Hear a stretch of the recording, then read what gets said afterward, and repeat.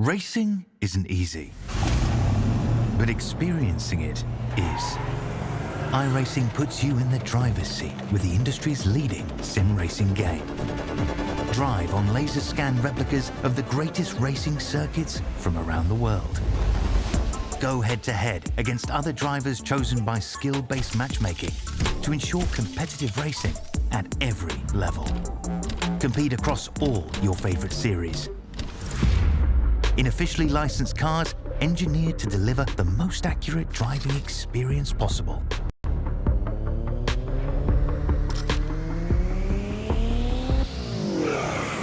Join a race or host your own with players from across the globe. Race against the computer or in a league with friends. Feel the thrill behind the wheel. Visit iRacing.com.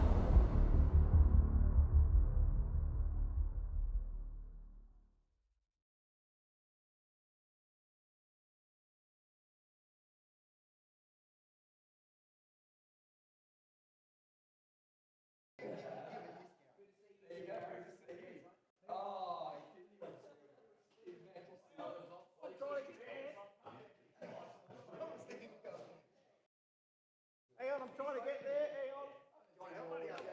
Oh no, I've dropped my thing. Hang on. I'll get there in a second. Bloody hell. I don't think so. Really well planned out, wasn't it, eh? Hang on a second. Sorry, Hamish. Right. Okay, have you got me, Hamish? Sorry, sorry about that. I didn't get myself organised. Anyway, so here we are at Bathurst, the 6 hour, and I'm with the three drivers from the 33 car, the Kia Stinger. And is this a first for V8 Vets? Come a bit closer, guys. I can't reach that far. My head doesn't go that far. Oh no, I'm hearing myself back now too. Don't worry about it. It's all right. Okay, so we've got. Sorry, this is pretty impromptu, but we've got Dave Worrell, the owner of the car. We've got. Sorry, I'm going blank here. Scott Walker. Scott Walker. Our names are on our chest, mate. Okay. Yeah. Okay. That's me. Richard. There we go. So I've got a memory like a sieve. It's bloody only 2 seconds in one ear and out the other, and it's gone. So Dave, you'll prep for tomorrow? No. Awesome. That's fantastic. What we want to hear. But the car's ready. It's uninjured. I'm going to get rid of this because I'm getting feedback back. The car's ready for tomorrow. It was uninjured through all practices and qualifying and everything like that. But we're here ready to go. We're here ready to go. Car's all ready to go now. We'll head out into the warm-up tomorrow morning and send it. Very, very good. Who's in the car first? Undecided yet? Oh! Yes, I'll be in the car first. So, yes, yep, yeah. Actually, it is the first. No one else knows about it. Yeah. So, yeah. Not even him. Yeah. Not even him. There we go. Fantastic stuff. And Richard? Yes, I'm Richard. That's fantastic. I'm glad you know your own name. I'm obviously the serious one in the group. So excuse my voice. Been singing all day because the car is going well. And but we do need some wheels on it. It's all right. They'll come by tomorrow, won't they? We're hoping, but no. I hope they're not like a fuel truck at the moment because that could be a little while. Oh, yeah, no, that's probably not a good thing. But no, we're fine. We're fine. So we're looking forward to it. Well, that's going to be fantastic, guys. Well, this is the first for V8 Vets, I'm pretty sure. But these boys are all pumped up, ready to go, and how fantastic it can be. And you got anything to add, mate? Yes. I'd just like to add that we're going to give away to the driver of the day for the race one of our DRS racing shirts, modelled by myself. There we go. The Stinger on the back, all the sponsors. How good's that? Gunter was here. Gunter's on the arse, Yeah. Where would Gunter be if he's not on the arse? Find him. Hold on. Hang on. Yeah, we'll see. Is he at the back there? Oh, here he is. Yes, this is great. It's Gunther von Norschesleif, the 1969 German World Touring car. I finally come to Mount Panorama to go around this wonderful place, but you know, it's not as good as the Nürburgring. Yeah, I find that straight is not as good as the Dottinger straight. The Dottinger straight you can have as a good party along it. Yeah, but you know the dipper is very good. Because that is all important, so you can go nice and deep into the elbow, yeah? It's important to go deep into the elbow. I gave Mr. John Bowles a perfect lap coach out here a couple of years ago, and he has improved that driver. He's going to be something one day, yeah, you know? Very good. And you're enjoying yourself here, Gunter, for this weekend. What are you up to? I'm trying to dodge the kangaroos. They're weird animals. Do you know they can't go backwards? That's just weird. Oh, no. But someone told me about the drop bear. There's drop bear. Oh, yeah, you got to watch out for the drop bears. Yeah, they've got big claws, massive teeth, and if they get a hold of you, they will not let go. They've got like lockjaw on them, I think. I heard Mr. Deaf Bulldog's got lockjaw. Is that true? Yeah, but that's for a different reason, I'm pretty sure. This is true. This is true. So someone from D37R Racing has tagged my car. Yeah, I've seen that too. Yeah. I don't know whether you can see it, but yeah, get onto. It's right in the back corner there. Gunter's pointing it out at the moment. So we've got a few of the V8 vets on the car. And look, just do yourself a favour. Get onto the broadcast tomorrow. You'll see this car out there having a fair old crack. Good luck, boys. Hope you all go well. Thank you very much. Fantastic to be here. You guys better go and get your beauty sleep now because it's going to be a big day tomorrow. And unfortunately, I'm on the jack too. Apparently. Don't jack off. No. Yeah, I'll try and jack on, not jack off. All right, guys. No worries. All right, Hamish. Thank you.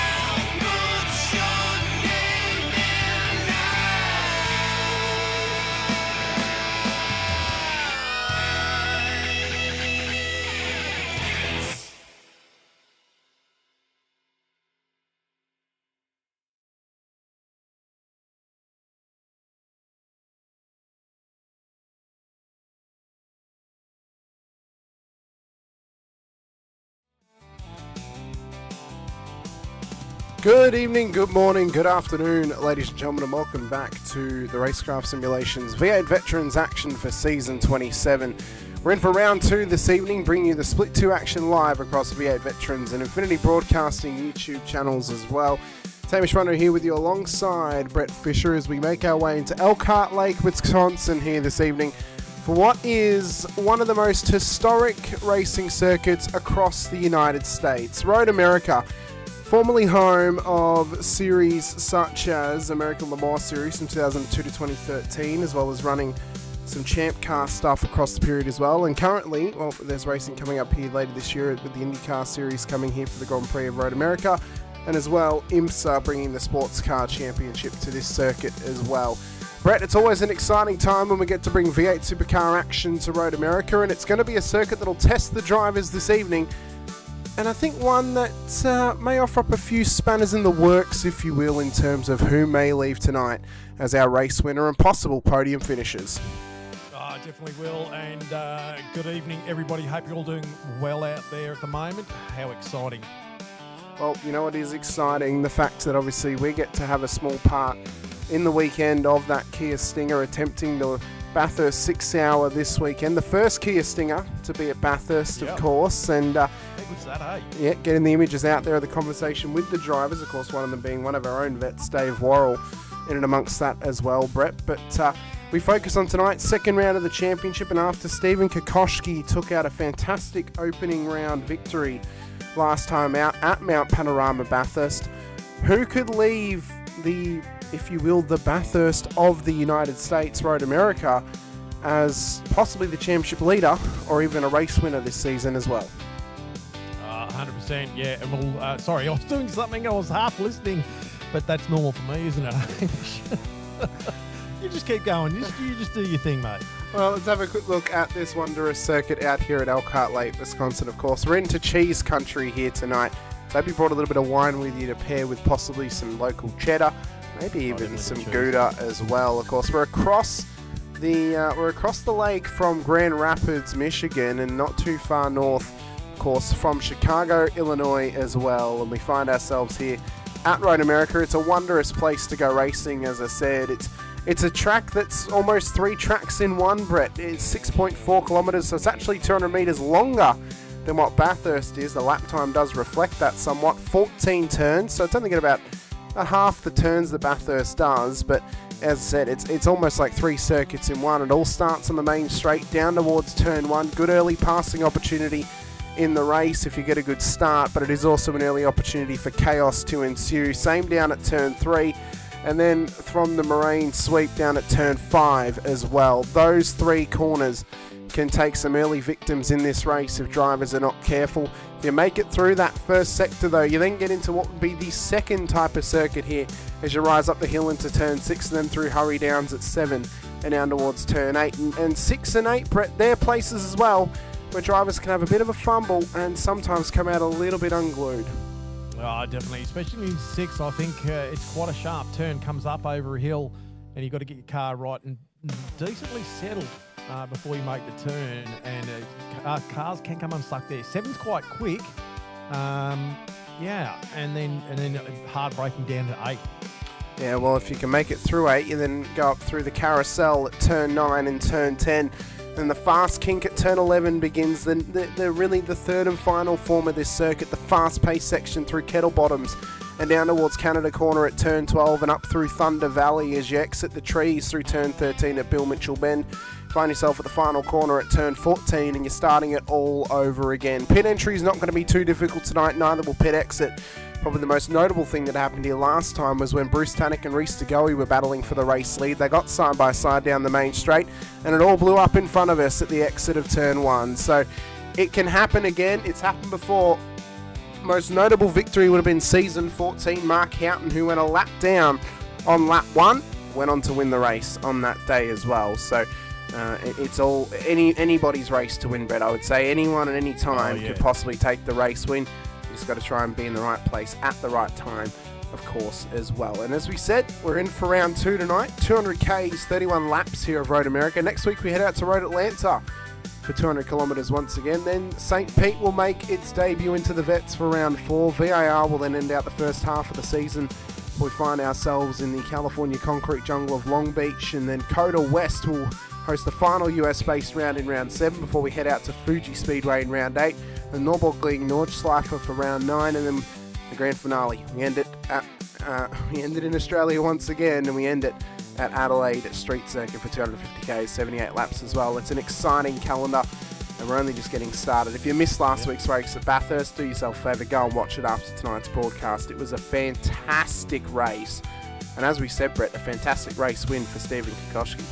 And don't forget to go to the general chat on the Vets and listen to the Pump Up song. We got this week a new one to get everyone fired up after last week's race at Bathurst. This one is Road America. So go and find that on the general chat, have a listen to it and see what you reckon. Exactly right. It's a little bit of a banger if you ask me, Brett. It's very, very nice. Currently, for the championship standings, of course, Kokoschki leads the way 183 points ahead of Bruce Tannick and Gary Buckland in the top 3 at this stage. Matt Munday, Brett Horsell, the top 5, Chris Blanchard, Brendan Zatira, Rick Feiger, Andrew Hoffman and Roy Clark for the top 10. I'm wondering how our driver of the day from last week, Brett Horsell, can do this week, and if he can back up that performance and get himself another top 10 2 weeks in a row as well. And maybe some other drivers may have had a worse round than what they were anticipating, how they can do tonight in trying to right the wrongs that was last week at Bathurst. Oh, definitely. And, after last week, we've kicked it off, and is this week going to start and show what we've done for the last previous couple of seasons? Different winners sort of starting to rise to the top, so time will tell shortly. Time will tell indeed. As we prepare ourselves for the race start here tonight, the warm-up session has gotten underway for these drivers post-qualifying. Bruce Tannick is out there at the moment. Of course, last week's second place finisher, Bruce Tannick, who couldn't quite get the victory over Stephen Kokoschki out of Mount Panorama, so he'll be hoping for a good result here tonight out at Road America, of course, as well. Craig Miller, he came so close to a great performance and a great finish last week until getting tangled up in a moment at the final corner at Bathurst, of course. He'll be able to try and right those wrongs from last week. And can Andrew Hoffman continue the form that he showed us last week at Bathurst as well, Brett? It was a spectacular run from him, and he did a hell of an effort to get himself up inside the top 10 at Bathurst last week. And the other one, we had Bruce Tannick on the screen there for a second or two, and are we going to see the same sort of form as we saw last week? A bit of a change in Bruce Tannick's approach. So are we going to see that again this week? Only time will tell. Only time will tell. That's right. Also, Brett, maybe just try and turn yourself up just a little bit as well. You just that slightly quieter. I'll turn it up. Yeah, is that any better? That sounds about the same. Well, geez, I don't know. What if I talk a little bit louder? It might help, or a bit closer to the microphone. Maybe, I don't know. I don't know whether I can get any closer to the mic. I'm just about eating the microphone at this stage, but that's fine. That's better. That is better. That's better. Rightio. Okay. Cool. Brett Horsell, of course, the round 1 driver of the day, who is out there at the moment. Brett doing a great job. At this stage of the season, leading the battle of the Bretts at the moment. Can he continue in his form? It'll be interesting to see. Time will tell, Brett. I mean, it's a long season. It takes consistency to try and win that battle of the Bretts, as we said. So we'll be hoping that he can do that himself justice too. Of course, James Boardman would have been on for a result last week. Got a drive-through penalty, though. That took him out of the top 5 out at Bathurst as well. Can you back up your performance, Brett, after finishing P11 at Bathurst? Can you back up the performance here at Road America? You might know the answer, but the people don't. So no. Well, time will tell, as we've been saying earlier. That's right. Indeed it will. Indeed it will. And the sights and sounds of Road America bring us to what is round 2 of the season, of course. We're going to get gridded up for race start here tonight out at Mount Panorama Bathurst, and leading us off pole position this evening will be Gary Buckland on the pole for Old Mate and Sons. Michael Jones will start P2 on the front row of the grid here this evening as well. To the second row of the grid, we'll find Bruce Tannick and Stephen Kokoschki, our top 2 of the race last week.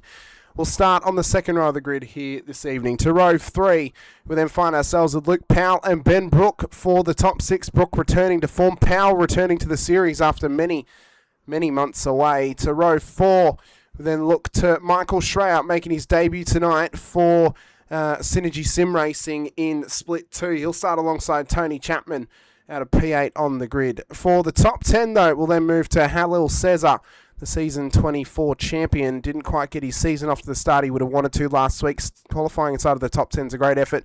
With Joel Oosterwolde making his first round of the season as well and returning to form, starting out of the top 10 off the 5th row of the grid here this evening. Ron Allen, Chris Blanchard will start in behind them for the top 12. And to the 7th row of the grid, we find Rick Viger and Todd Duggan, the season 15 Split 2 champion, starting out of the 14th position on the grid here tonight. Row 8, we then find ourselves with Andrew Galley and Scott Weston alongside each other. And to row 9, for the top 18 entries, we have Andrew Hoffman and Dave Duddle for the top 18 cars. To the top 20, and for the 10th row, we find Craig Miller and Andrew Listner out there on the grid as well. In behind them, 11th row of the grid, we find James Boardman and Abel Verben starting out of the top 22. For the top 24 cars on the grid, we find Nathan Favero and Brett Horsell not meeting the expectations that he may have given us after his P5 performance last week. He'll have an effort tonight to get back up to that sort of finishing position here in round 2. Still leader of the Bretts. Still leader of the Bretts. Matt Monday will start at a P25 alongside Paul Burns on the 13th row of the grid as well. For the 14th row, we find Darryl Callahan and Brendan Zatira alongside each other as well. The top 30, we get Brett Fisher and Derek Lovegrove on the 15th row of the grid. To row 16, we then find Mick Clifton and Chad Viger starting ahead of the 17th row with Sean Cullen and Yusuf Korfiatis for the top 34 cars on the grid tonight. To row 18, we then find Roy Clark and Mario Reali. And row 19, in behind them, we find Brett Taylor and Michael Quain. The top 40 will then be made up of Peter Baxter, and then in behind the race controllers, we'll find ourselves with Brenton O'Brien starting out of P40 on the grid tonight. 40 cars just ahead of Easter weekend, Brett, so that's great to see, of course. Yep. And everyone doing a smashing effort tonight to try and maximise their performances. But the lights will get prepared to go up on the grid for these drivers. And for Gary Buckland on pole position, he'll be hoping to maximise here at Road America. Elkhart Lake gets lit up with V8 Supercars action once again, thanks to the Racecraft Simulations V8 Veterans. Split 2 is underway. Great start from the pole setter Buckland, who remains in the race lead. Jones trying to defend hard here against Tannick as they run down towards turn 1. For the very first time, contact in the background between Quain and Reali. Finds them off the road. Bit of wrestling between them early as they make it through turn 1. Can the rest of the field follow them? As Horsell's already dropping 3 spots from that P24 further down the order, but he's still got more work to do than ever as Clifton looks to go up the inside with Burns alongside him as well. Yeah, what a great start there from Gary. He'd be happy with that, getting the car away nice and not tidily. Jones not that far behind. So he'll, and Tannick, once again, Tannick just folded in behind Jones, just backing out of that intense little start there. The rest of the field getting through all right. A couple of little niggles here and there, but it's not too bad. It's not too bad. They're all keeping themselves nice and tidy as they filter up the hill towards turn 6. Can't believe they've got this far in the race so far and then nothing I know. majorly Oh happened. no, Andrew Hoffman is off the road, no, off the spoke exit too of turn soon. 6. Hoffy off the Commentator's road. Ah, damn it, And work Hoffy. to be done to get back into it tonight, it seems. But for Buckland, it continues on round the carousel. Jones on the back of him. Tannick there too. Kokoschki and Powell make up the current top 5 in the order. You can see that 39 cars are registering. I think I know why. I've forgotten to change once again. Brett O'Brien's classification, being that he was previously the race controller in the series. I changed his... Yeah, there you go. Yep, I changed his colour, but I didn't change his class. That is my fault. I will get that fixed right now. First lap movers, Rick Viger up 5 spots, Todd Duggan up 5 spots, so they're going all right. Benjamin Brook, the biggest loser so far in his first lap, down 7 positions. Well, that's not the start that he would have wanted here tonight.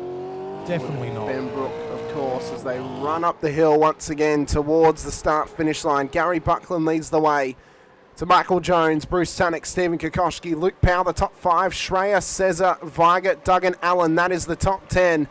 And a hot start from the Split 2 debutant here tonight in Michael Oh, Schreier. that's Cesar Under on the pressure. inside. Yep, under pressure from Cesar here. So a former champion versus the debutant, all for P6. Classification clean thus move, far. that. Good move. And smart from Schreier as well not to defend it too hard, being it's only lap 2. Doesn't need to defend it right now. He might get another opportunity later in the race.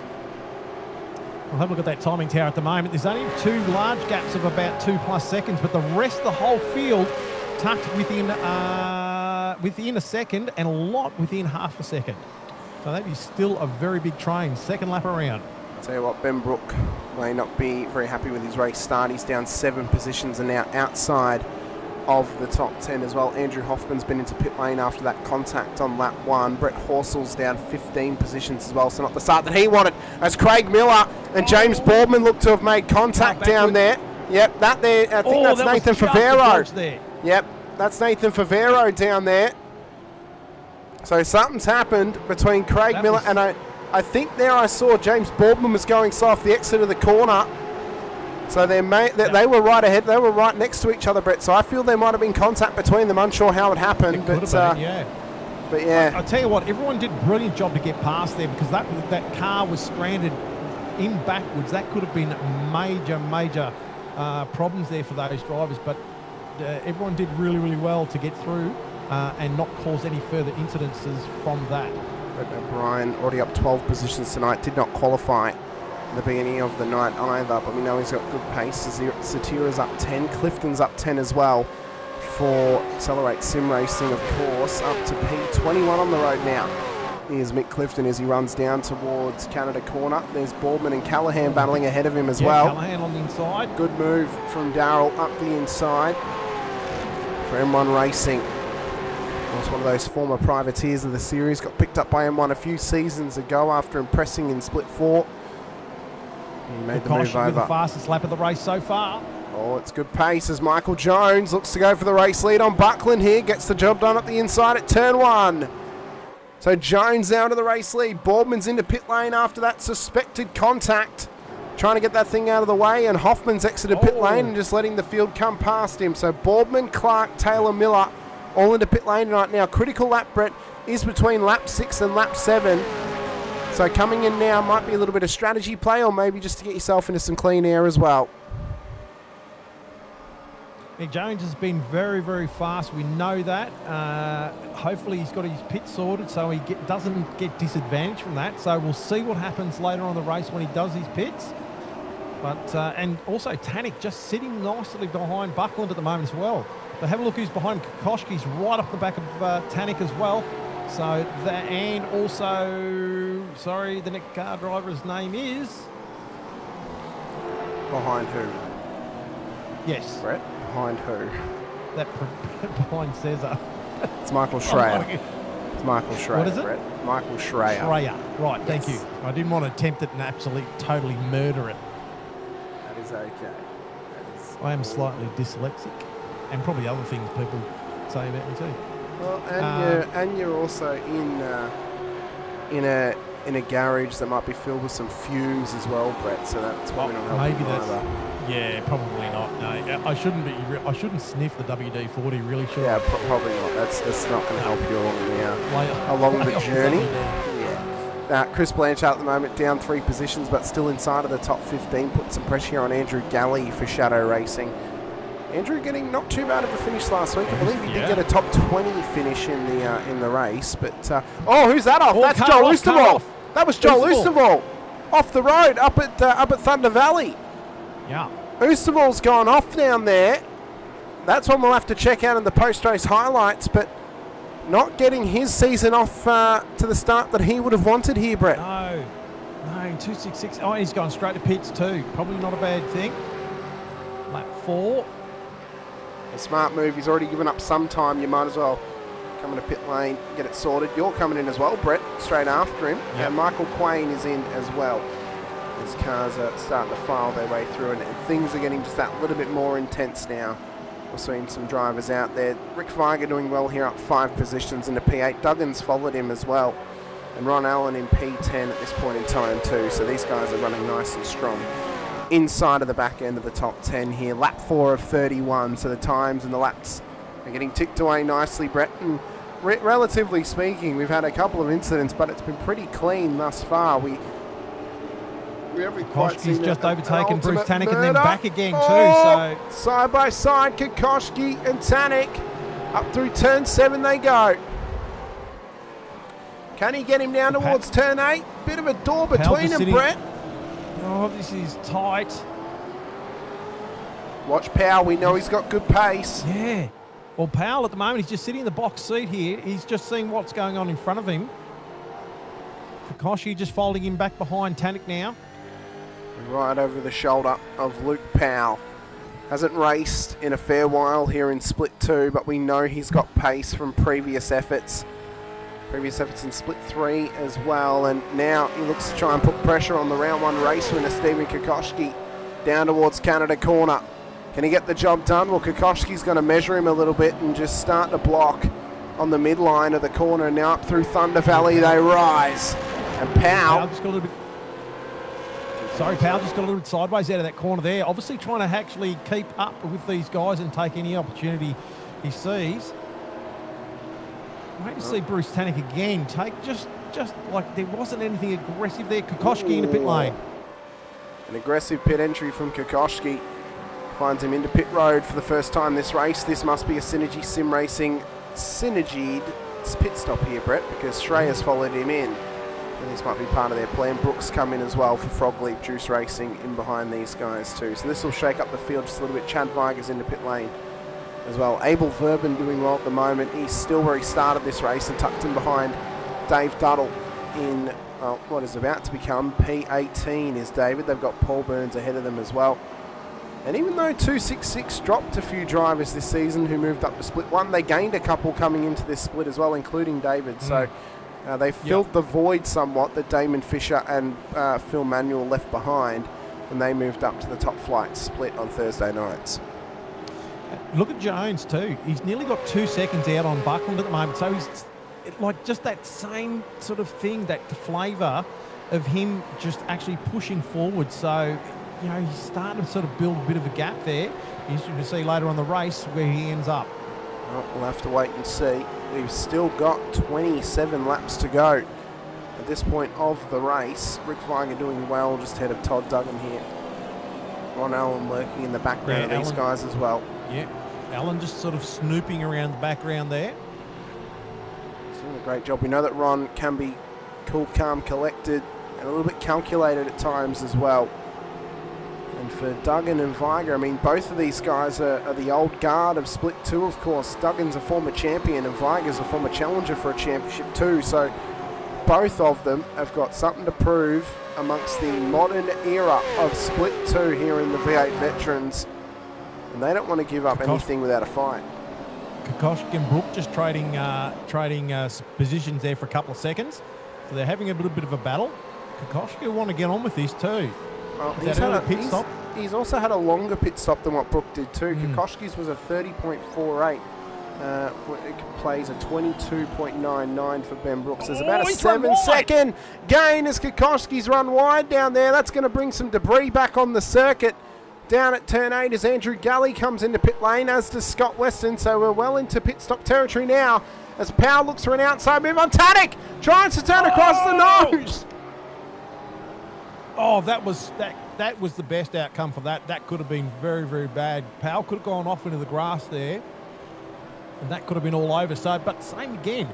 It wasn't an aggressive, like it was just. I don't even think we can put that onto Tannick. I mean, he held his line. He held the inside. It just looked like that Powell thought he was cleared and turned in for the corner, and there's still a little bit of overlap and just self-clears across the nose. But probably is the best case scenario of how that could have ended up, Brett. Yeah, and same again. I mean, I don't want to keep on banging on about it, but definitely a different Tannick again we're seeing tonight. So great to see. And I think if he keeps his form up, I think he might be actually in for a chance of the championship here. I know it's early to call, but that's ultimately what he has to do. That is probably the one thing that's held back Bruce Tannick in winning a championship thus far is those hot moments where he's kind of thrown it away. Often he's gotten caught up in stuff. And often he'll get a round ban throughout a season as well.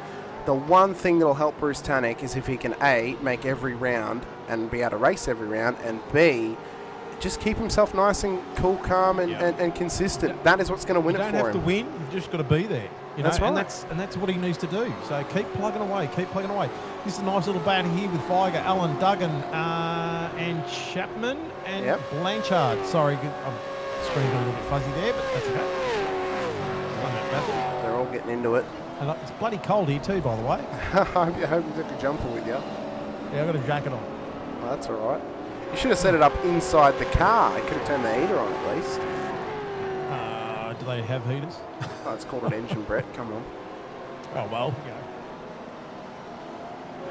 Lap 6. Lap 6 of, and 31. Oh, Yep. jeez. Here we go. We are same brain once again, Brett. Hallel says it out into pit lane as well on the beginning of lap 7. Duggan's going to follow him into pit lane too. So, two former champions coming to pit lane at the same time, Brett. Must be a championship strategy possibly between the both of them. Matt Monday's also in as well. Great run for Matt last week. Top 4 finish at Bathurst. Has got some good pace, it seems, tonight as well. His fast laps at 2:11.5, so he's not amongst the top flight drivers in terms of pace, but he's got great mid-pack pace at this stage. Jones sitting well here in P1. He's got a good 2-second gap over Gary Buckland, the pole sitter tonight in P2. Tanek back in P3 with Powell in P4 at this stage. Viger as well makes up the top 5 here for Road America in round 2 of season 27. Can't believe it, Brett, that Vets is already up to its 27th season. It is as old as me in seasons as I am in years. It's unbelievable. How are you going to feel, Brett, when it meets your age? Not real happy. I don't know when I'll be around. That's a long, long time away. Anyway. It's a lot further away for you than it is for me, so. That's right. Yep. Jones still plugging away, like nearly to 2.5 seconds now, so doing really well at the moment. So just building that gap. So he's just got to, hopefully he can just, I mean, getting 2.5 seconds, that's a fairly big gap, and he's building it too. So hopefully he can get his pit strat right, sort himself out, unless, look, safety car might come out, bunch everyone back up again.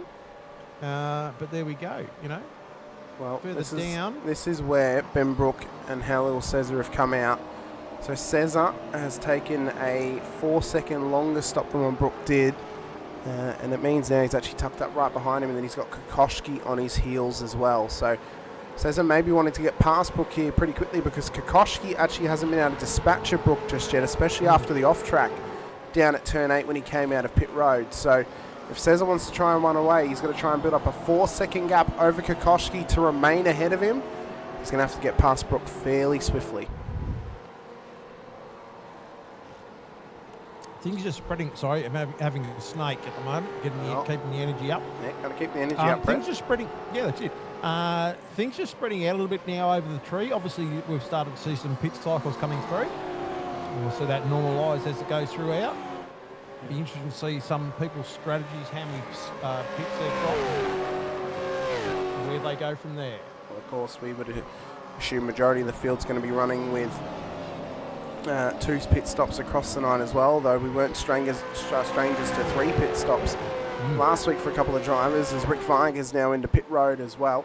Dave Duddle's in too, but he's not quite in the box seat just yet. Cesar continues here to put some pressure on to Ben Brook as they ride up the hill towards the start-finish line. Tony Chapman has still got Chris Blanchard on his heels as well, in another close and tight battle in amongst the top 10 too. That battle though for Cesar and Brook is a battle that could be for a corrected podium position on the road after the pit stop cycle here tonight. We'll have to wait and see where they truly lie after this next pit stop cycle. As we said, as Cesar's right onto him now through turn 1. Continues to pressure that Frog Leap Juice Racing driver of Ben Brook, with Kokoschki hanging back at the moment as Pete Baxter has gone off the road further down the order tonight. He's been struggling out there. He is still going though, Brett, so not too bad. And he's still sitting nicely up in P15, but does need a pit stop at this point of the race. And the top 15 haven't pitted yet, so they are still out on track at the moment, bobbling around, as they say. But still plenty of action back further in the pack. Todd Duggan at the moment with Burns. No, sorry, Todd Duggan and there we go. Name's gone again. Treyer. See, Sorry, look at try the load up the hill as well of the suspension on the rear of this car. One of the highest load points of the circuit up at turn 6. Duggan now Ooh, trying he's for an having a look. inside line. He's got confidence, does Todd Duggan. He had the pace, he just couldn't quite get there. Probably just didn't have the car up far enough up on the inside. Jones, Tannick and Powell all to pit lane now. Buckland stays out, as does Ron Allen, as does Chris Blanchard and Tony Chapman. Zatira's now in as well as we ride on board with Todd Duggan here on the back stretch of the wondrous Speedville section of the circuit out of the carousel. And now they come through the kink at turn 11 and towards Canada Quarter through the forest. Battle of the Mustangs here inside of what would be a corrected top 10 finish or top 10 position after the pit stops have been completed for both pit cycles here tonight. Jones, Tannick, Powell, Verben, Zatira, Corfiatis and Baxter are all down pit road at this stage in time. We'll see where they all end up on the exit of pit lane as lap 9 has begun. And Craig Miller is just starting to get chased down here by Scotty Weston. As Powell is at the exit of pit lane. We saw that he was inside the top 10. He's actually jumped the previous race leader, Jones, but he's come out in behind Kokoschki and Rick Viger. So he's not gained very much, but he has at least gained over the previous race leader. Try and catch up with Jones to see how long he took in pits. Where is he from the timing? He's right behind Powell, who's up at the moment. 37.6 seconds. Yeah. Yes. So a longer stop, but has left him enough time to at least take tyres on the next run through pit lane as we hit lap 9 of 31. And there's just a little bit of petering out here, but this is often what can happen here at Road America. The mid stint is often the one where everyone is spread out, but then the end of the race, everyone they all tighten back up again by the end, and all of a sudden we're thinking to ourselves, where's this come from? Well, that's exactly where it's come from. It's because everyone's tightened up. Yep, all he's trying to get past him, but Viger's not playing the game. His contact's made up at turn 6. Oosterville off the road. Watch the rejoin. Don't rejoin. I think Yusuf Corfiadis might need a change of underwear. We saw the wiggle. And I have to wonder if that might have been a bit of boost coming out of the rear end of that car as he saw that 266 entry backing back onto the circuit. Buckland, Allen, Chapman, Blanchard, Callahan, O'Brien, Lovegrove all in pit lane. We assume that Horsell's going to follow them as well. He will. Tannick is now the corrected race leader, and Halil Cesar is corrected P2 now that he's gotten past Ben Brook. It looks to be possibly corrected P3, but we'll have to wait and see where Gary Buckland comes out of pit lane. Kokoschki and Viger, though, are battling hard here for position down towards turn 14. Watch for Luke Powell as well. Inside. Yep, he's just been passed here by Kokoschki at the final corner. Has to get a good exit, though, if he wants to maximise this move and moment for him. Up the hill they run. Got a great exit too, so he's going to be right in amongst that towards the end of this straight. They've got to watch for pit exit traffic as well. Viger's not happy. He wants to try and get past. Watch Powell on the inside. Powell's trying to come at the inside of Viger. He's well at the inside of him. Little bit of door banging, possibly. Kokoschki gets loose. Both of them get loose. And into the wall goes Luke Powell and Rick Viger in a massive contact at the top of the hill at turn 1. Viger's car is destroyed. That front end is just absolutely munted. The right-hand wheel is hanging off the car. That is big. I reckon we're going to have a safety car here. Lap 10 of 31. Yep. Well, I think we might do because he's still got it going, though. Still going, but Powell is parked up. Powell is parked, yeah. I'm surprised Viger's going. The way that wheel's hanging off that car, he must be a handful to get around. He's going to try and get back to pits. This car is not going anywhere, Brett. It is trapped there. That's a car off the road. I think that might be Mario Reale. It is. And this car is trapped here at the top of the hill. And Rick Viger right now is just struggling to get that Angry Birds entry back down to pit lane. That thing is absolutely cooked as the safety car has been called by race control. Brought to you by Project Fade Streetwear, of course. That car is, that thing has got heavy damage. He's just tapped. Oh no, and now Monday into Verben as well. And look at Boardman. Boardman's trying to sneak through here, trying to get himself a little freebie on Monday. As Verben is off the road. We're under safety car, so they should be passing each other. Well, I don't know if the safety car's been called to the drivers yet, but race controls told us the safety car is coming out. As the race leader, Bruce Tannick, straight in. So we should expect now everybody should be coming into pit lane, Brett. Yeah. Everyone should be in. Because this is a free pit stop, and this will get you home. This stop will get you home. If anyone stays out, this is gonna ruin their whole race. Race is gonna be done. Yeah, crazy. So we see the first 12, 13 in pits now. 14 Burns. Yeah, here we go. Keep coming. Everybody's in pits. Viger's dropping now. Rick Viger, he's dropped 2 spots there. Yeah, I think he's struggling. Struggling to keep that car. Yeah, he's trying to get it back to pit lane. Oh, Yusuf Corfias has stayed out. So has Lovegrove. This is a massive mistake. Horsell has stayed out. And Abel Verben stayed out as well. All of those guys have stayed out. Wow. That's a huge mistake. 2 weeks in a row, Brett, we've had a moment where drivers have stayed out with a safety car called. Yeah. And this has cost them massively. This is going to ruin their whole race. Yeah, what's going on? It's maybe they're not aware of the critical lap or something like that, but they're things that you can't afford to miss. You cannot afford to miss. Well, pace car going slow. They can't pass the safety car. They're not a lap down.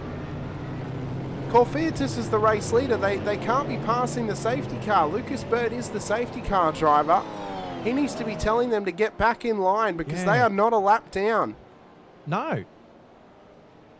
Corfiatis is the race leader, and I don't even think he realises. I don't even think he knew the safety car was out there, Brett. No. I don't think he knew. So I wonder whether comms, they haven't got their comms set up correctly. They didn't hear the call. You know, these are things that need to get better. Well, I know due to the radio issues of last week, Race Control did make sure they were on the correct channel this week. Yeah. So that there's a struggle for these guys if they've missed that message.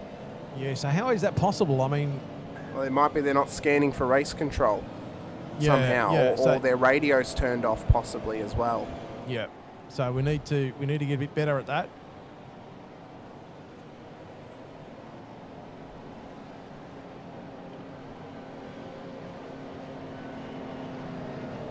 So lap 11 of 31 laps here at Road America. The safety car is out there, of course, at this point in time. First safety car of the night, second for the season, Brett. We're 2 from 2. Safety car at each round. I'll take that. I like a safety car period. Helps reset the race a little bit. Oh, it does. It does. And I think it puts the pressure back on the drivers. What are they doing now? Why are they coming past? I don't think Race Control even know that these guys are on the lead lap. Because they've just been called past like they're a lap down. Right. I think... But they look like they're slowing though, so I think actually that they're sorting it now. I think they've realised, hang on, these guys are on the lead lap. They're not actually a lap down. They need to go back behind the safety car, and Corfiatis is the leader. Woo up. Yeah. Settle down, kids. Well, they're not kids anymore. They're all over 40, but you know what I mean. You hear what I'm saying? You pick up, you get what I'm putting down. They're kids to the series, Brett. Come on. Okay. Here comes the safety car. So they'll tuck back in behind. The standing said they were a lap down, according to one of the race controllers and Sean Vandermeulen, and so that mentions some of the confusion, I guess. So one thing's saying one thing, another thing's saying another. So that's where that confusion has come from. Okay, so and I think the reason that would have called that might have been is because the race leader technically started the new lap before Corfiatis started that lap, so it might have thought that he was a lap down. Yeah. Okay, yeah. Well, and then Sean getting out there is also saying that JRT did confirm. They looked at JRT and confirmed that they were not a lap down. So yeah. So they quickly recalled and got them back in line and reset, and hopefully, we'll get going in a couple of laps here. It was a great job that They were able to catch it early. Oh, what are you eating, Hamish? I'm not eating anything. I had a drink of something actually, Brett. Oh, did you? What did you Yes, I drink? did. What did you drink? A drink of my Pepsi that I have next to me. Oh, very good. Very Yes. good. So It's a good job they caught it then, because it actually would have been a much bigger effort to try and unlap everybody than as Lovegrove comes in. But sorry, that's Lovegrove gonna, coming in. yeah, that's going to put it straight to the back of the field though. It's a good job they did catch it though as early as they did, because it would have been so hard for them to unlap everybody. They probably would have added another 2 laps to the safety car at least. So, but that's been sorted, which has been good. Even though Lovegrove, you know, I mean, that's probably the smart thing to do, really, because if we restart the race, that's just going to hurt even more. So he's taking a bit of a hit now. He's taking the hit now whilst everyone's slow. They're still close together. He's not going to get put, you know, more seconds down, because ultimately he can then go back up to the rear of the field. He's not going to be seconds behind the field. So that's the smarter choice in this scenario as well. And again, hats off to, I just want to quickly say as well, hats off to Race Control for catching it so quickly as well. Oh, for sure. You know, fantastic for them to catch that and to fix it up. It's really, really good, because again, it would have cost them so much time, and probably, as I said, an extra 2 laps if they didn't catch it, and then realise they've gone a lap ahead. They've now got to make them wait and let everybody come past them. Yeah, definitely. Would have been super, super difficult. So, you know, hats off to Race No, Control. well done. For that. Well done to Race Control. Yep. Excellent. So Kofidis, Horsell and Verban in 1, 2 and 3, but they've got to do their second compulsory stop. So they are going to be hurting after this. So the corrected race leader is Bruce Tannock at the moment, with Michael Jones corrected P2 and Gary Buckland corrected P3. Then it's Cesar, Kokoschki, Allen, Brooke, Weston, Blanchard and Co. behind them as well. So that's the corrected order. Corfetis, Horsell and Verban will inevitably head to the back of the field, because they will have to come down pit lane at some point for that final compulsory pit stop. So even though Corfetis is leading the race, he will get bonus points, Brett, for leading lap, or for leading a lap. And actually, if he can go for long enough, he may be able to lead most laps of this race. Who knows? Who knows? Yeah.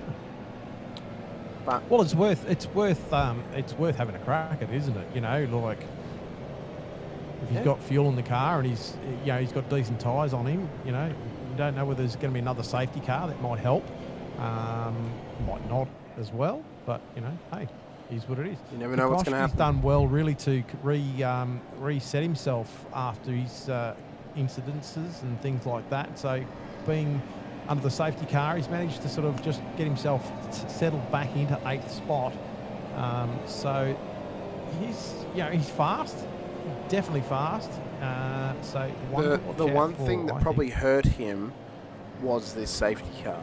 So because Cesar was able to build up so much gap, he's actually come out of pit lane ahead of Kokoschki. Kokoschki should have actually been ahead of Cesar, but because of the safety car, Cesar's been able to take a lap less worth of fuel, which has actually saved him the extra few seconds. It's gotten him ahead of Kokoschki. So that's where that change up has come from. And but then still he's in the Tannock fight. to Jones in the race lead. Yeah, I mean, it's all compressed again. So reset, re-rack. We've still got plenty of race to go. Plenty of laps, plenty of racing, plenty of time for those drivers to get back into things as well. As I believe, are we going to go green this lap? No, we're not. The safety car's not pulling away just yet. So what we'll do is we'll take this time to go for a very, very quick ad break here this evening as well. And we'll come off the back end. Oh, no, is he pulling away? I can't even tell. No, he's not. He's not pulling away. Oh, no, he is. He's gone. He's gone. So the safety car pulls away. Safety car away. And it's come down towards Canada corner. So the rest of the field will get themselves prepared for the restart here. Oh, no, the safety car's gone round at Canada corner. What has happened? Lucas Burt has put the safety car round at Canada corner. I don't think it'll be a false restart because the pack's coming past. Oh, he's just put it to the he put it to the wall. So he might just have to wait there now and tow back maybe instead of driving it back.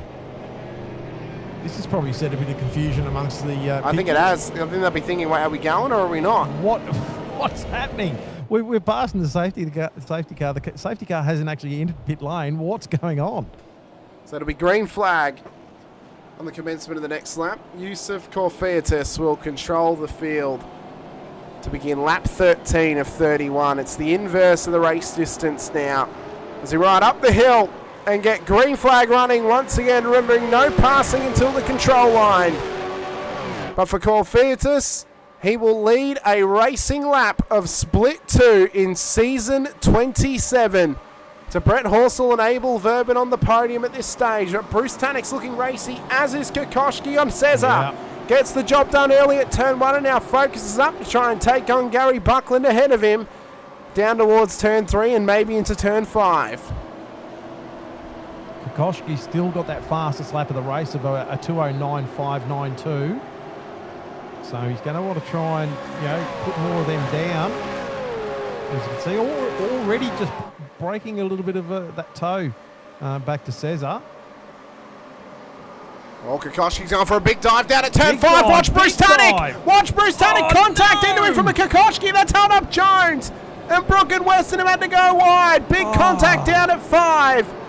And what could have been a building race for Tannick and Kokoschki has ended in dramas down at turn 5. It gives the corrected race lead to Gary Buckland.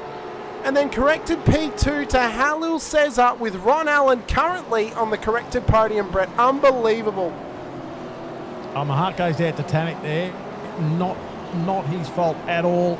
Just wrong place, wrong time. Kokoschki just locked, I don't know whether he locked it up or not, but overshot and went into the back of Tannick. That is just unfortunate because we're seeing it so far, and hopefully it continues. Slightly different Tannick. Seems to be a bit more poised. Seems to be making the right moves. So anyway, let's move eyes forward. Let's move on. So that puts Gary Buckland into the top spot at the moment. So to Cesar. give you, Brett, the update on when Gary Buckland's last race win was. It was actually a race that I called. It was 26th of October 2023 at WeatherTech Raceway, Laguna Seca. Was the last time that Gary Buckland took a race win. It's his only race win to this point. Back in the ZB Commodore. You're not going off memory, are you? I know, I had to Google that one. Oh, that's all right. Yeah, I was going to say you're a freak if you did. No. Definitely a freak. I am Well, you are a freak nowhere. anyway, but anyway. I believe that would have been season 17. Yeah. Would have been that. It was season 17. There you go. And ironically, Brett, last time we were at, or one of the times we were at Road America, was the finale Kokoschki- round in yeah. season 17. Kokoschki in pit lane. Of course, Kokoschki in after that contact. Let's figure out the days, Brett, between race wins. If Buckland were to win today, Oh, what would be the days? You hurt Days my brain, since Hamish. You hurt my brain. October 26, 2023. 891 Jones days. going for a So pass on the inside of Allen. he And is, looks like and he he gets might that have job that done. done. He's got that job Yeah, done, and Brett, in a great Look at move. top Duggan. He's tucked in there as well, right behind Allen. Yep, Duggan's up there Pretty and racy. amongst this, doing very, very well tonight. Watch for Schreier in behind them and Blanchard as well. So Gary Buckland stays since his last race win, Brett. Not as bad as what Blanchard and Crisdale's were, which was over 1,000 days for both of them. 891 days since his last race win in V8 Veterans. 891. You hurt my brain, Hamish. Tell you what, Horsel's now Unbelievable. taken the race lead, so he'll now get an extra point for leading a lap with Corfetus and Verben on the podium at this point, but they do need a second pit stop in this race. That'll drop them well off the podium. Buckland's waiting to take over the race lead with Cesar and Michael Jones now on the corrected podium with Allen and Todd Duggan in tow behind them as well. As Duggan looks racy tonight, Brett. He looks so good out there. Nice and comfortable, it seems, and confident as well. Might want to go back to Duddle at this point and have a look at what's going on there. Find him. There he is. Brett Fisher on the inside. Contact down at Canada corner. And into the wall goes David Duddle and Brett Fisher, ready to have a cuddle under the tree. Yeah, how was that for a dob in for myself? I'll tell you that right Brett, now. that looked like you went quite far enough up on him, I'll be honest. No, I had a good bit of pace on him and unfortunately locked a brake and obviously slid into him. But I was hoping actually to just push him around a little bit as in straighten up the car and we could both continue on. But unfortunately I got a hit from behind and that unfortunately buried me into the side of his car, and I'm truly sorry about that, Mr. Duddle. Got a couple of movements here. Ben Brooks trying to get a job done on Zatira with Chad Viger and James Boardman trying to get past Brett O'Brien. Here comes Chad Viger on the inside at turn 3. Looks to get the move completed. Underneath the cheese bridge they go. Oh, not yet, though. Not yet. Boardman's hanging on to it. Can he get it done before the braking zone? He's still well up beside Viger at the moment. Viger coming across, not coming across, but sort of just taking a tight line there. Super tight, and he finally gets that job done. Yeah. Hoffman battling here with Miller as well. Lovegrove back here too. Oh, that's deep, Miller. That's deep, but he's got it around. Tough, tight battling between them. Of course, it was, I believe, Miller and Hoffman who actually made contact on lap 1. That's what caused Hoffy to go off the road. So, bit of bad these guys battling once again. A lot of racing going on up and down this tower. There's a fair bit of racing everywhere at the moment. Not sure where to look. But we're going to look out the back of Valen's car onto Duggan. He's continuing to put pressure on him. His fast lap of the race, Ron Allen, 2:10.872. He's currently sitting 7th position overall here tonight as well. A great effort from him. He started the race out of P11, so he's up a net gain of 4 positions here tonight across the first half of this race. Great to see from him as Duggan right up underneath the rear wing of that M1 used cars entry. Yeah, Duggan up 6. Blanchard up 2. Andrew Galley up 4. And Scotty Weston up 4. Callahan up 13. And Zaretta up 13 as well. So some big movies. Monday up 8. Clifton up 13. So there's a lot of people. Oh, that was... That was... Did I pull away at the wrong point? You pulled it at the wrong time there. I think that was that Clifton? That's Ron Allen's gone off the road. Or Duggan. Todd Duggan, I think, might have been involved in that. Yeah. He's off, and he's now behind Michael Schreier. That's a blunder. That's on me. That's all right. We'll get it in the highlights. Absolute brain fade of my behalf. Missing that one. I do apologise. That's right. It's a better brain fade than you than me. Probably more than likely come from me, but anyway. Michael Quain putting some pressure right now on Sean Cullen. Brett Taylor just ahead of them as well. Continue to race well here tonight too. So laps are starting to get ticked down here. Pete Baxter in behind. Watch for Quain on the inside. No, backs out. Smart move. Backs out. Smart move. Yeah. Doesn't want to push for it too hard just yet as Roy Clark now gets the job done on James Boardman up ahead of him as well. Chad Viger, Brett O'Brien, Paul Burns. This battle's now tightened up ahead of them as well, Brett. So it's all happening here amongst the midfield. It certainly is. I mean, since that safety car, there's been a lot of racing going, and you can see by that tree, there's a lot of close competitors at the moment. So, a bit hard to look everywhere, but you know, I mean, it's a long train. Best. I mean, this is all being led by Todd Duggan, all the way back, relatively speaking, to Chad Viger, as Scott Weston's struggling with off tracks now as well. Well, you could even go to Clark and then also Boardman because they're only 1 second out. There's not a massive gap between them. So that train's still going back further. And then you've got another little group behind there, right? That was Ben Brook, I think it was, off the road down at Canada Corner. So he's just gotten himself restarted. So it's all heating up. Up through Thunder Valley to turn 14 they go. It's great to come to Road America, of course. It is, as I said, probably one of the sneakiest historical circuits in the US. So often people think of Daytona or even Indianapolis Motor Speedway is probably the most historic. Road America's got some real history about it, Brett. I mean, multiple series have run here.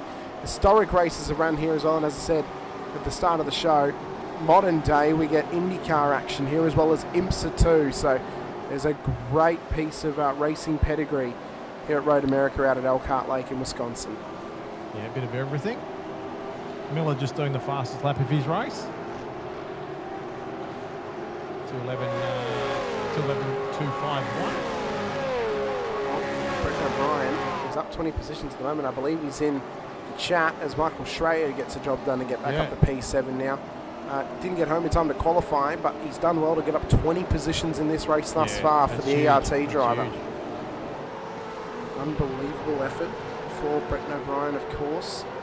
Todd Duggan's doing a great job tonight ahead of Chris Blanchard as well. Tony Chapman sitting nicely here in P12. He's down 4 positions from where he started the race, but Probably not real happy about that. no, but I think he's doing a great effort thus far nonetheless. Look for Paul Burns and Ben Brook though battling away here down towards the carousel off the exit of turn 8. Brett That's O'Brien and tight, Burns that's side tight. by side. Who's going to come out the other side? Here is the benefactor. O'Brien wants a 21st position gain in this race. He gets that job done. Burns tucks back up in behind him off the exit of Viger turn right 10. behind too. He looks like he's ready to bounce. Possibly even ready to pounce Brett as well. Yeah. There's Chad Viger. And Clark and Boardman same again in the box seat behind there. So they'll be just sitting there waiting to see what's going to happen. Oh, Zatira getting run wide by Darryl Callahan. Can he get it? Can He's he get it caught it. sorted? Matt Monday's come past though, up 10 now in this race. Zatira up 12, Clifton up 14. Callahan's claimed a 13th position gained in this race as well. When will the race leader Brett Horsell come in for his final stop of the race? Same for Yusuf Korfetis and Abel Verben. Back in P3 as well, and relinquish the race lead back to Gary Buckland as Hallel says will look to battle him for race win honours here tonight out at Road America. Tell you what, Gary Buckland and Cesar are really doing a great job here because they started to put a gap on Jones. I think that's. Is that Oh, Chad Viger! Oh, jeez. Chad Viger's gone off at turn 1 with massive contact into the wall. And both Viger brothers have destroyed their Mustangs down there in the span of about 10 laps, Brett. The old Angry Birds are going to be for a big repair bill after this week. Well, it's a quick turnaround. We go from one road to another to Road Atlanta next week, based out of the US. Not too far from the city of Georgia, of course. Joel Osterwald just doing the fastest lap of his race. 2:10.62 for Oosterwald on that last lap. Andrew Liston's done well tonight, just maintaining position. He's up 1, but he's done well to maintain where he is on the field here. Brett, this is 2 weeks in a row that he's done this now. It's a great effort from him to see this sort of progression from Listener here this season. Just got to plug away, plug away, plug away, plug away. Promise you, and it's I just want to quickly say this, but I promise everyone as well, you want to stick around for the post-race to get those post-race highlights. We'll go through every incident as it came, as Boardman at the kink gets past Clark. So this battle's really heating up between Roy and James in behind Paul Burns. Not done with it. He's Clark not is done with definitely it. not done with it. Has a look on the inside. Goes to the outside. Oh, doesn't want the dive though No, at Canada backs off. corner.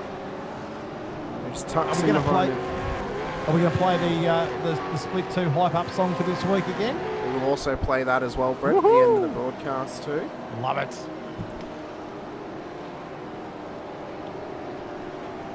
I'll tell you what, it's been a hyped start to the season. I'm super excited, Brett, for the run through the next few weeks. I mean, Road Atlanta is a spectacular circuit. We've been there multiple times. And St. Petersburg for its first outing in the Vets. It's always good to get a new street circuit in iRacing. We had one, well, we had technically 2 last season in Miami and Adelaide, and now we've got St. Pete coming in as well. That's going to be an exciting one. Long Beach to come as well. Super excited for that race this season too. One of my favourites, Brett. 31. We've currently got 13 laps to go, but it's not going to be a very quick 13 minutes, Brett. It's going to be around about half an hour to go in this race on the timing tower in terms of race time.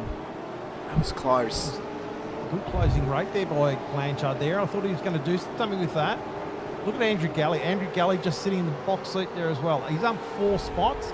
Just been a bit of a silent assassin tonight. Great effort from Andrew Galley, must be said. A fantastic race from him. I'll tell you what, Michael Jones doing really well right now just to try and hold off Michael Schreier, but this is only helping the corrected top 2, Buckland and Cesar, who are able just to run away from him at this point. They've already built out a 3.5 second gap, Brett, back to P3 in Jones and Schreier in their battle. Tannick just getting past Lovegrove. That'll help him for sure. As Blanchard tries to get past Duggan at the kink, gives him a little door and comes by him. Watch for Galley though. He's got to run through the kink. Duggan got held up a little bit there. Bit of a door-to-door down towards Canada corner. Can he get this done on the inside? Blanchard doesn't want to give him any room. Blanchard didn't want to give him any room. That allows Duggan to come back through, but Blanchard gets loose. Bit of a door, they make it through somehow, but Galley's not lifted the foot one bit. He's kept it into it at this point, up through Thunder Valley. Watch for Scott Weston as well. He wants to get in on this too. And Tony Chapman and Daryl Callahan. Galley gets loose though off of 14. And now he's ruined his run up the hill. Wants them to pick him apart here. Like an Easter Sunday roast, getting divvied up for lunch. Weston taking great advantage of, unfortunately, there. Look at that behind them. We've got Chapman and Monday. Callahan. No, Chapman and Callahan. Sorry. Gets that job done at that point as well. And comes through on them in a great move.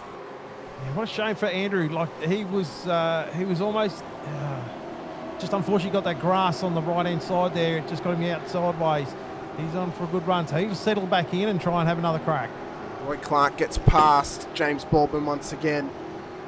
And a P22 now, so their battle's not over just yet. It's really heating up, but look at how tight this train is, Brett, from Chris Blanchard huge, back. Huge. Unbelievably close. This is what a safety car brings us. It tightens everybody back up again, and it puts the pressure on them.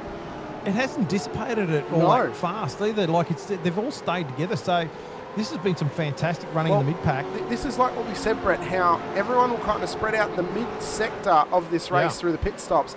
After that second stop, they all find themselves back together again, but the safety cars really enhance that here this evening. But it is tight and intense racing between them, though. Duggan's doing so good tonight, Brett. I'm so impressed by him. Up 4, inside of the top 10 right now with Scott Weston in behind him. Happy with where he's at the moment. Scotty Weston also making a up not a 5. bad run either. Yep, both of them have done so well. It's great to see them both doing well here tonight, especially after some of the seasons that Todd Duggan has had previously. He's had a lot of poor luck on board the Nova Sim Sports entry, but yeah, right now he's having a hell of a run here this evening. Callahan will be really happy with his run. Up 14, so he'll be wrapped with his run so far. So Schroeder getting past Jones. Yeah, he's trying to get by him. Up at 14, gets the job done.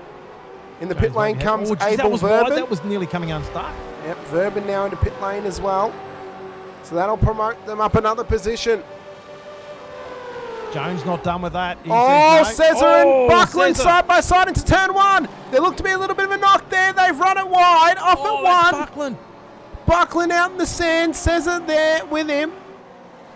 And actually, I think Cesar's trying to redress it here. Look at that. He's pulled over. He's trying to let him past. But the problem is it's going to drag Schreier, Jones, Allen all back into this as Cesar looks to let Gary Buckland back past into the race lead. Right, so let's see if we can do it without getting cars behind him. But Jones is back in it as well.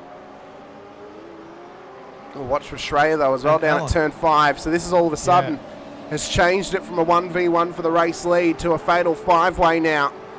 And the 5-pack challenge that's pressurising all of them is going to be continuing on for the next 10.5 laps, Brett. Unbelievable stuff. Well, Cesar got out of jail, get out of jail free card. Maybe something else might be coming his way, but Gary Buckland, that could have been a lot worse than what it was. Cesar will think twice about having another dip at him and making sure it sticks this time. Jones is looking really, really racy on the back of Schroeder. He is indeed, and I'll tell you what, that pack behind them still looking racy as well, with Andrew Galley on the tail of Scott Weston, with Monday in behind Tony Chapman as well. Ben Brook continuing to pressure Brendan Zatira here tonight as well. Both of these guys. Well, Zatira's had a great run up 13. Brook's trying to recover, being 10 spots down from where he started this race. But there's plenty on offer for them still, Brett, including 2 positions when those top 2 cars come down pit lane. The thing is for them though, how long can they go? The benefit would have been for them, Brett, because they took more fuel. They took about 30 seconds worth of fuel in their first stop. They can go relatively long, might ease some of the pain later on in this race as Chris Blanchard's gone off down at Thunder Valley. So that'll drop him some positions now, with Duggan now leading this train. Unbelievable stuff as lap 22 begins. Looks like Weston's just snuck his way through, or was just followed through there as well with Galley. Callahan. But still, there's not much in between. Look, less than half a second, just a fraction over half a second from Duggan all the way down to O'Brien, and then even a second back to Burns, and then Clark and Boardman. Oh, Weston got super close then. Super close. Watch for the debris on the exit as well. Duggan tried to cover him down towards turn 1. Barely left a car width to the line as Brett Taylor, I believe, has been off the road. No, that's Mario Reali now is off the road as well at turn 1. They're all running wide. Must be getting late. And we're starting to see some cracks. Geez, he's just sticking in the grass there. Trying to get that car sorted. So Zatira and Taylor have now dropped below that long train battle pack that we saw happening earlier on, but it's still heating up here. Matt and Andrew Galley. Yep, Matt Monday as well. They're all trying to get involved. Watch for Mick Clifton as well. Monday's gone round at the top of the hill. Big contact up there. A massive pile up at the top of the hill. Unbelievable stuff. It's all going off up here. Baldwin barely gets away with it. Clark comes out the other side of the rejoin, and now he's off the road. This is just going sideways for a lot of drivers here. That is a massive cluster at the top of the hill at turn 6. And it's dropped a lot of drivers off as Burns has been off the road now, down just before the carousel. Unbelievable how quickly things can change, Brett, as I think Roy Clark's off the road once again. Careful with the rejoin. He's got that back on track. Miller. Someone's having a Miller there. Yeah, Miller ran it wide as well down at turn 10. A huge cluster. The cracks have been beginning to show for a lot of drivers here. Andrew Galley had a minor off track too, so he's now dropped to Blanchard. And Boardman's pressurising Paul Burns here for positioning too, so it's all happening, but the front pack continue their battle for the corrected race lead. Callahan, big winner out of all that, up 17 spot. Weston just getting past Duggan. That's a great move now for P8 on the road. Paul Burns into pit lane. We suspect maybe Duggan's for a drive-through. He's not done with it. He's still going at him. So Duggan trying to get past Scott Weston down towards turn 3. They're battling hard for this top 10 finish here tonight. Todd Duggan, can he get this job done? He's up 6 thus far. Contact's made though, and Weston spun him round. Duggan off the road, didn't leave enough room to the track's edge, and Weston had nowhere to go. That's now promoted Callahan up his 18th position into P9. And it's going to promote a heap of other drivers up positions too. Blanchard up 2, Galley up 4, O'Brien now up 29. Listener up 7, Boardman up 7, Zatira now up 13, and even more of them are gaining positions off that one. But man, that's a big one. But even going back further, Brett Taylor up 21, Sean Cullen up 16, Michael Kane up 20. So there's some big winners out of that. So far, just having a bit of a crack here. Things are going sideways for some, and things are going coming up roses for others. Indeed they are. Ron Allen might be one of the safest cars on the road. He is sitting nicely 1.7 seconds behind Jones. And Schreier's intensifying battle with 7 laps to go when we cross the line. When will Horsell and Corfiadis come in to give up the race lead? It's winding down to the end. The sun is setting on Road America. And for Gary Buckland, he is 7 laps away from his second ever V8 Veterans race win. Last one came season 17 of Split 2 as the top 2 come into pit road. Yeah, boys coming into pit lane. So this is now our corrected leader. Yep, 889 days for when the race happened between race wins for Gary Buckland. And as we said, last time it happened, season 17. Which ironically was a season that we were at this circuit, but that time it was for the finale. Quain dropping there. Michael Quain off the road at turn 13 and 14. And Cullen is dropping as well. Yeah. Actually, Corfiadis might come out well here. Yeah. He might come out in the top 30 position possibly, Brett. It's going to be Probably tight. builds Right. enough gap. Yeah, I don't know actually, because there's tight cars coming behind him. Yeah. He's going to come out with a +6 on the gain. Horsel's going to be down Viger 5. dropping now. Viger's off the Rick road Viger at turn 1 dropping. He's again. So Rick Viger Viger boys, once again. It's not the night for them, is it, in Brett? the wars. Yep, in the absolute wars tonight of those guys. Sean Cullen's run it wide at turn 1 as well. Ah. Oh, careful of rejoin. Unbelievable. But the battle for the race win is now on, Brett. Buckland into the race lead. Duggan and Taylor. Oh, it's all happening between them. Or do you mean Duggan and Tannick? It is Duggan and Tannick battling away. Yeah. Oh. Oh, Duggan running it wide. And then Taylor and Zatira nice and closely contested together as well. But Cesar, yeah, he's closing at 0.2 of a second behind Buckland at the moment. So that bit of gripe is not over and done with yet. So it's not. And this has become a tyre race now. At this stage, obviously, running from lap 10 all the way to lap 31. And for green flag running, we've been running since around about lap 14. So for Gary Buckland, he has got to survive 7 more laps to the checkered flag now. 7 laps for this Jones man. sideways on the exit. Yep, that's a poor exit, and that's going to drop him position, or at least track position to Schreier ahead of him. Oh, look at the... Buckland's managed to put about a 0.6 gap on Cesar that time. Mustn't have got a good run off that last corner. He was right up within 0.2, so... It looks like through the timing, Brett, it looks like almost where Buckland's strong, that might be where Cesar's a bit slower, and where Cesar's strong, that's where Buckland's a bit slower across their laps. So Miller and Baxter and Hoffman, I think. Something's happened between them down at the final corner. Yeah. Miller's continued on. Duggan in pits. Todd Duggan comes in. But race lead continues with this battle for Gary Buckland and Halil Cesar, with Michael Schreier and Michael Jones involved in it as well.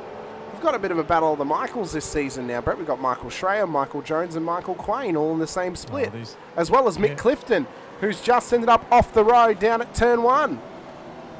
Might be a little battle for a skip and iron throughout the season, Brett. Yeah. The melee of Michaels, if you will. Got the battle of the Bretts and the melee of Michaels. Yeah, the melee of Michaels. Oh, here we go. I think we'll be hard pressed to get a Halil Havoc going on. Real just getting past Chapman. He's made that one happen. Zatira and Listener continue this battle. Boardman's managed to get past that pack now, so he's got himself in a tiny little position in P11. Up 10 positions in this race. O'Brien up 31. Unfortunately, though, because of our rules about qualifying and knowing that Breton can qualify quite well, might have to knock him off the possible Driver of the Day nomination. But for Callahan, well, he's unproven here in Split 2. We don't know where he can qualify comparatively to the whole field. Being up 20, that's a hell of an effort from him. Run. That's a huge run. Huge. That's a huge run. Brenton O'Brien, yeah, like you're saying. Who else? Scotty West doing well up 10, although Scotty probably... Andrew Hoffman as well, back up to P18, one spot down from where he started after a lap 1 contact. Remember being a lap down earlier in the race, and we mentioned the historical, importance of being a lap down as Andrew Listener continues to battle with Zatira. Can they get the job done up towards turn 14 for Brendan Zatira now on the outside? Can't quite get there. It will. It's going to be a drag race between them. Up the hill they rise. And watch for Taylor and Tannick in the background as well. There might be some moves being made here for the minor positions of this race. Even though Tannick's down 12 spots, he's done well to get back up into this race. And he looks like he's got another spot there. Just getting past Brett Taylor. And I tell you what, guys still side by side. Yeah, I tell you what, great recovery from Tannick tonight as well. Back up to P14. Look at him looking on the inside here. Oh, he wants this move on Brendan Zatira. Can Tannick get it? No, backs in behind it. And I tell you what, that's almost proof in the pudding, Brett, of the change that's come for Bruce Tannick. Yeah, Previous Bruce Tannick probably would have forced the issue, stayed up the inside and may have made contact. Instead, though, he tucks in behind him and just tries to press on as he goes with a huge dive bomb down at turn 5 as the Tier needs to be careful. He's alongside him. Fair play. Up the inside he goes, and now he looks to the inside on Listener as well. Up at turn 6, he locks it up though. Massive lock up. Took a little bit too much. And off the road they go. Just a shame. Just a shame he locked that there, unfortunately.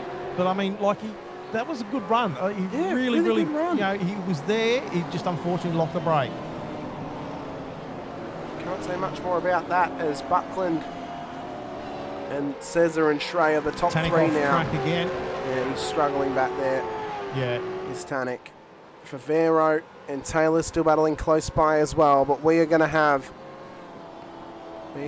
Brett 5 laps to the end of this race when we cross the line. 5 laps for Gary Buckland to survive in the race lead here at Road America tonight, but Brett Taylor and Brendan Satira, these guys are battling hard for position out there and a great effort right now. And there's still heaps of battles going on up and down that whole timing tower at the moment. There's battles all over this track at the moment, which is fantastic to see. It still hasn't, you know, like majorly spread out. Kofita's getting past Brooks at the moment. So they're battling away. We ride on board with Brett Taylor at the moment, who's driving an incredible run thus far.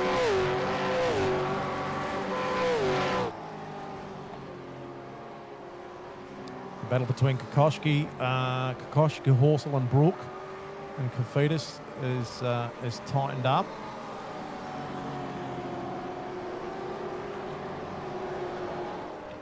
And Taylor as well, just continuing to massage this pressure now. Kokoschki trying to make moves back here with Horsel trying to get by Brook down at turn 1. Squeezes through one. Rubbin is racing, Brett, and they're continuing on as Scott Weston. Scott Weston's had a bit of a moment down at 5, and it's, well, Darryl Callahan and him are battling away for position, Brett. Unbelievable stuff.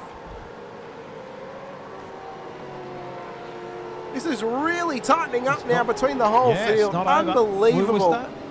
We're starting to get really close now to the run home where things start to get a little bit desperate. Drivers sort of saying, oh, I might be able to make up another spot. It might be worth having a bit of a dip here. As we see, Horsel, Brook dropping a couple of spots, Chapman dropping a couple of spots, Baxter dropping a couple of spots, and Listener dropping a couple of spots there. So, as we just said moments ago, things are starting to heat up. The pressure cooker's being turned on, and the curry is in the pot. Did you take some curry with you for the weekend, Brett? Nope. No. I didn't. I should have, because it's bloody cold here. It's getting colder at the moment too. In the shed, in the 33 of the Kia Stinger's garage. Oh, you see Buckland there. Toe. He's trying to break that toe up the hill from Cesar.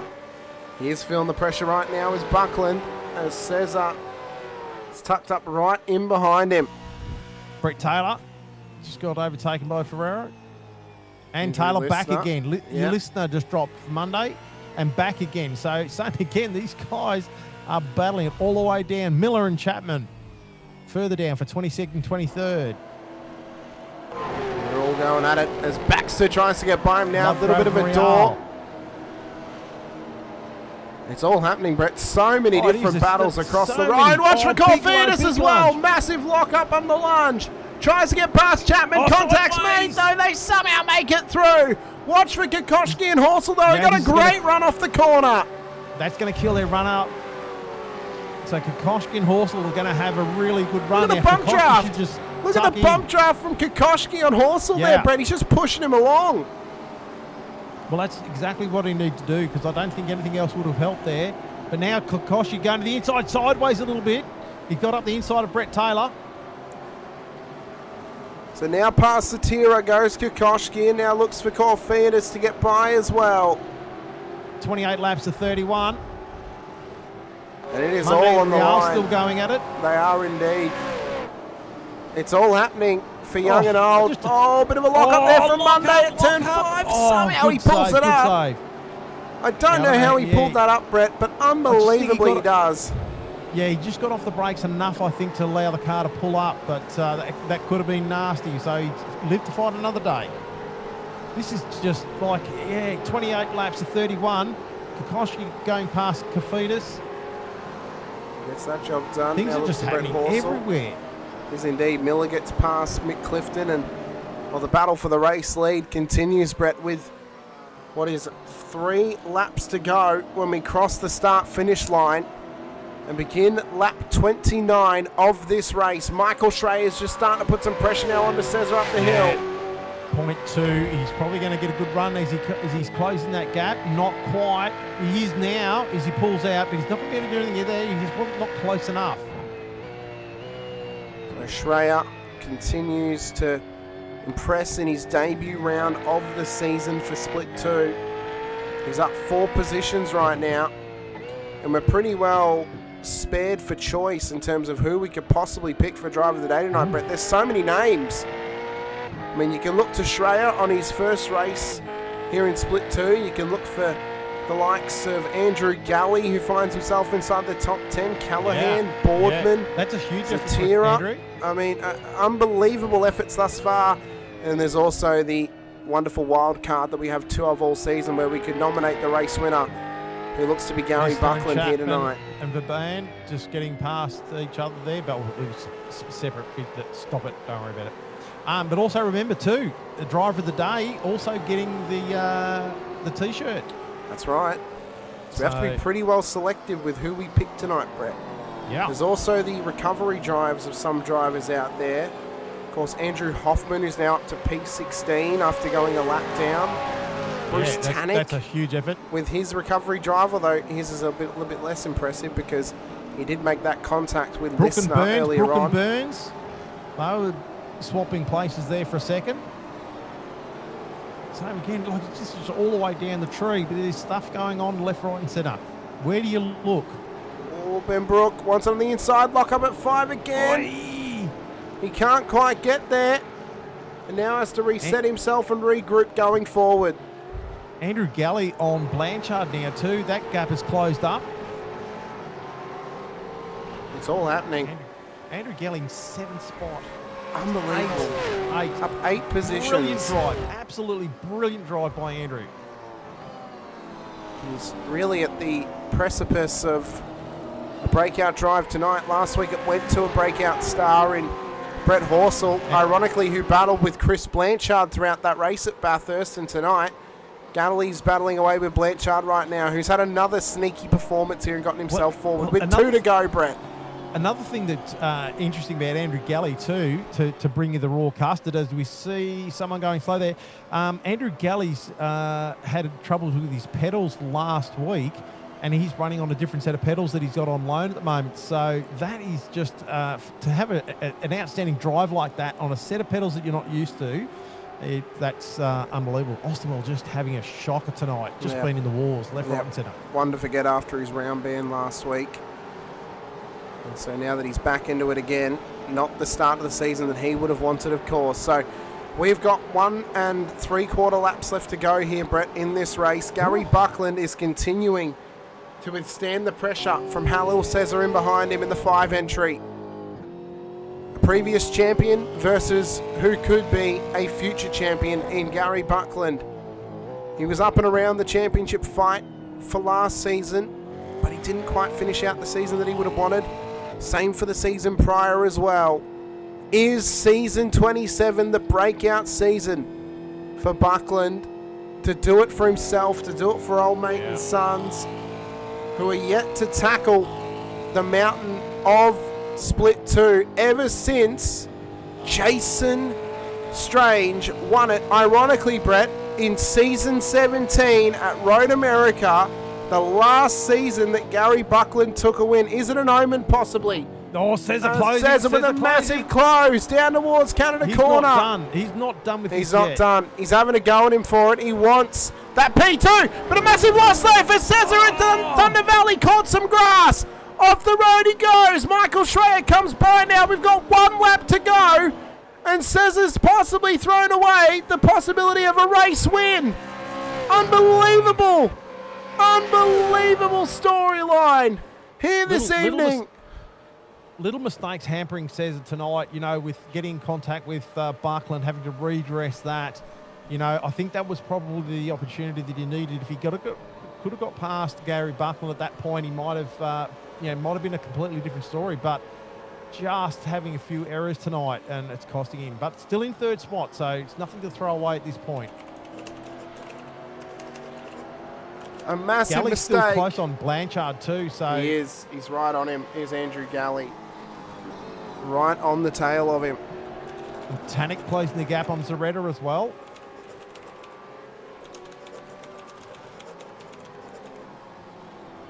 They're all having a crack here tonight.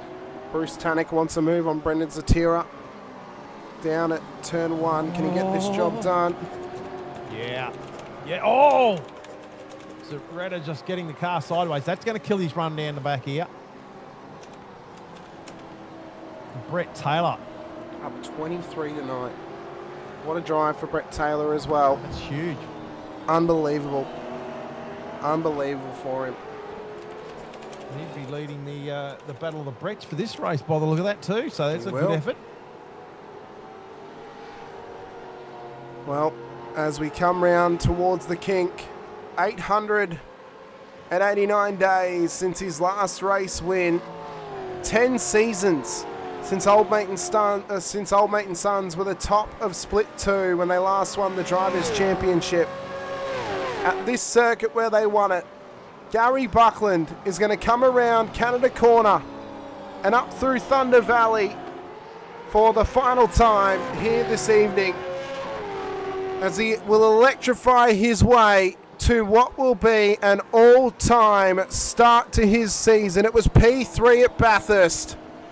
And as he comes round turn 14 and up the hill, it'll be P1 at Road America for Gary Buckland and Old Mate and Sons in a great return to form.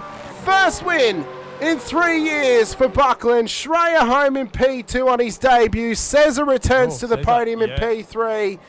Jones, Ron Allen, Chris Blanchard will outlast Andrew Galley to P6 on the road. But it has to be hats off to Galley, who's driven spectacularly tonight. Weston up to P8 as well. Callahan and then Brett O'Brien will make up the top 10, up 31 positions. And Brett, I think we use the wild card this evening. All right. Fire it away. Driver of the Day nominations going into the chat for you. Michael Schreier, Andrew Galley, Andrew Hoffman, or Gary Buckland. Get your votes in. Vote from boys and girls. Everyone get your votes in. You've been entertained tonight. Will come home in a tight race to the line. He'll just get there ahead of Clifton. Oh, but needs to be careful of the parked up Hoffman on the side of the road. And Monday. He's lucky that he towed. Oh, Duddle.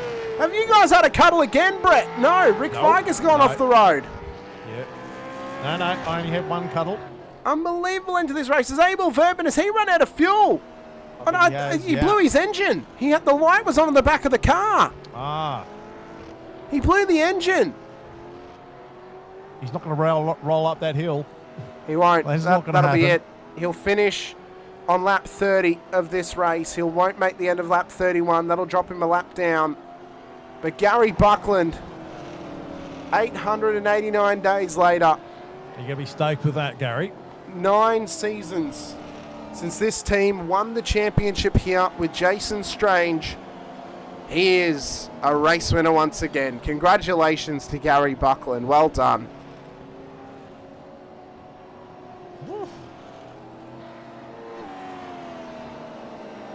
What a race. What a race. I'm buggered after that, I'll tell you. It's been a big night. They're not going to get up early. Got to be in the garage at before 6:30, I think, or 6:45. 6:45. We'll try and run through it as quickly as possible, Brett. Oh, it's all right. I'm not stressed. I'm going to play my song. We're going to see the highlights. We're going to talk to people if we have to. Speaking of the highlights, Brett, it is the round 2 of season 27. Post-race highlights coming your way right here for Road America this evening. It all started on the green flag drop of this race, of course. Buckland goes from pole to race win tonight, and it was a hot start off the line for him that found himself going forward off that start line. But there was this initial contact on the line that I saw, Brett, between Quain and Reale. Quain just gets a little bit stuck there to the front of Reale's car. They go off the road, but they continue on. Quain's been in the walls a bit there tonight too. Andrew Hoffman as well. This was his moment up at the top of the hill at turn 6. Hoffy, where are you? Hoffy? So watch for Miller on the inside. There's a bit of contact between them. Off the road he goes and straight into the wall. Also, yeah, Brett, Bushka. Daylight Savings ends. You get an extra hour of sleep tonight. Oh, cool. Oh, that's good. I hope my phone remembers that. It will. It'll automatically change. Brett. I'll enjoy another little bit of a Brett nip. Horsell as well. This was his moment down off the just before the kink. Bit of contact. Jeez. Oh, lucky you missed that brick wall there too. That concrete wall. That could have been even worse. And then this was the one for Craig Miller and James Baldwin. So Craig's just been told he's got a drive through for the contact with Hoffman. And as he's told that, this is what's happened down at turn 5. Just a bit of rear end contact with Baldwin. He tries to keep it going. Oh, back out again, and then contact with Favero. And just a little bit of a cluster down there. Around. Yeah, not the moment that they would have wanted, and cars had to take evasive action in that one, including Mick Clifton. That could have been a lot worse. It could have been. A hell of a lot worse. Andrew Hoffman, this is the moment that he goes a lap down.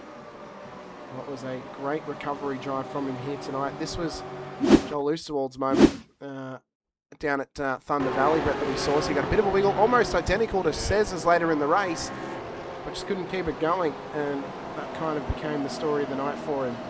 Unfortunately for Joel Oosterwald out there. So then scroll down. There's a couple more minor off tracks for some drivers as well, but really the main course to the party was inevitably when the safety car came out. There's a few incidents before then. Mario Reale with an off track down at Canada Corner once again. So another car gets dropped off there as well. And it became one of the hot spots for the evening, Brett, must be said, was that corner. This was Pete Baxter as well down at turn 5. Might have just locked a brake here and maybe just lost the rear end possibly down there. As well, around he goes. It's a struggle for him. John Oosterwald with another moment. This is up at turn 6. Just lost that was the contact with Viger that we saw. Yeah, right. That was the contact we saw there. And then this was the moment that brought up the safety car. Luke Powell. And Viger up at the top of the hill at turn 1. A massive moment up there. Unbelievable, really, as we said. And we've got to try and find the massive incident that we saw. I think there's one that we can't not show, but there is one that we have to show. We have a legality to the fans that we show if I can find it. Possibly. Yes, I can. It's this one right here. Oh, yes. The safety car down at Canada Corner. Never live it down. And around goes Lucas Burt down there. This was then the moment as well that really changed the shape of this race. Bruce Tannick driving along nice and tidily in a corrected race lead position, and then Stephen Kokoschke overshoots himself in the braking zone, makes contact, holds up Jones and Tannick, and allows Buckland through, and that's arguably what won him the race, Brett, was that move right there between those guys. So there's a pretty big moment for them. Then there's this moment here with some Joker and David Duddle down at Canada Corner. What a clown. Oh. Actually, it was his teammate that punched him in the ring in the back. It didn't help the situation, but anyway, that's it. Yep, not his fault at all. And then Chad Viger as well with another contact. That was big. Turn 1. That was a big one. Huge. Absolutely huge. And then we watched this one at the back end of it happening down at turn 1. So I might just actually drag it back here because it actually doesn't show the whole tail. So they're coming down the straight, leading up towards the braking zone of turn 1. There's a little bit of a tap there, and they kind of just get sucked into each other into the braking zone. Says it can't pull it up, and then a bit of a door off the road. So, and then inevitably he would redress that position a bit later in the race as well. Then Mick Clifton having this moment too. This is up at the top of the hill. This was the massive calamity up there. Oh, just pinball. Just a brutal incident for a lot of drivers. Yeah.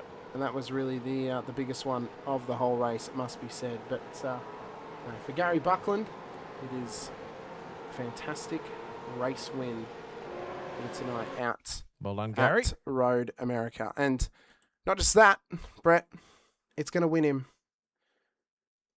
the Driver of the Day award as well. Well and done. a great effort for Gary Buckland. So congratulations to huge. him. Not only our race winner tonight, but our Driver of the Day as well. One wild card is now gone, Brett. So we only have one Yep. left. And you for got the rest of the T-shirt season. coming your way as well. Yep, you do indeed, Gary. So Gary Buckland, the Driver of the Day here tonight as well. He did send me a message earlier on, Brett, too, that he requested I read out for him as the race winner here tonight, and now as well the Driver of the Day as well. He said it was Split 2 broadcasts are fantastic. He said, hi Hamish, hope you're well. Split 2 broadcasts are fantastic as usual. Hats off to you and Brett. Unfortunately, I won't be able to pop in for a chat this evening, but I would appreciate you thanking a few people for me. Firstly, to us, Brett, for the best broadcast, apparently, here in the V8 Woohoo. Veterans. V8 Veterans League and all drivers. The league sponsors, of course, Racecraft, M1 Used Cars, Logitech G, Parramatta Isuzu Ute, LGC Graphics, Player One Sim Gear, Nova Sim Sports, and Bin the Blade for Balin Foundation as well. And a special thank you to Sean Vandermillen for his technical advice and tricks as well, to Gary, Michael Hayes and Phil Marsh for their legendary Oz Sprint Series 2, Doug Wright for the liveries, Jamie McKnight for the setups, all of his team at Old Mate and Sons as well, and of course, lastly to his loving wife, Anita, as well. Thanks, Hamish. I know it's a long one, but I'm sure you'll make it work on my behalf. Again, your broadcasts are totally awesome, Gary. So thank you so much to Gary Buckland for that lovely message without being able to be here tonight as the driver of the day here this evening and the race winner as well in what was a fantastic Well done, moment Gary. for him nonetheless. So we've got one driver waiting in the wings to come and have a quick chat to us here this evening, Brett. It is our P3 finisher here tonight. He's not our driver of the day, but he is our P3 finisher. It is the season 24 champion, Halil Cesar of Infinity Motorsport. We'll drag him in very quickly for a quick chat. Halil, welcome in. Congratulations. P3 on the road on the night. Almost a race win. A little drop of the tyre into the grass. Took you off the road and given up that P2 to Shreya, but a great drive nonetheless. Well done. Yeah, thanks, guys. I don't know if you can hear me, and I'm sorry about the noise. I'm still... Passenger on? Yeah, we are taking passenger on. Sorry, guys, for that as well. I'm on a phone. Yeah, so it was a good night. When I dropped the wheel on there, I was a bit shattered because I was lining him up for the run home. I had the momentum against him. He was slow in sections that I knew I was fast, but it ended up being what it is, and it was a good race. I really enjoyed the battle. He obviously started ninth tonight, up 6 into P3 in the end, Halil. Does this reignite you a little bit now going throughout the rest of this season, knowing that we've got obviously Road Atlanta and St. Pete coming up across the next few weeks? Yeah, I'm really looking forward to the new track that's coming up. But, last season, or a couple of seasons ago, when we raced at Road Atlanta, I had a good run, so I'm hoping to beat that. With reigniting the championship, look, as you know, a couple of seasons ago, we had a good momentum run towards the end. So I'm hoping that this P3 sort of builds on that for me. Well, Halil, we appreciate you coming and have a quick chat to us. Congratulations on your P3 here this evening as well. Is there anyone that you want to give a shout out to before we let you go? Yeah, Infinity Broadcast, Vets, the organisers, Quartermaster back with us again. And I apologise that I don't remember the others.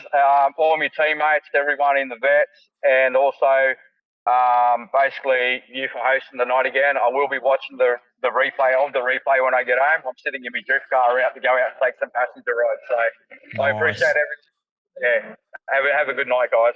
No worries. Thanks so much, Halil. Really appreciate your time. And best luck next week as well. Halil Cesar, P2 on the road, P3 on the road here this evening. Brett, and a great drive from him as well.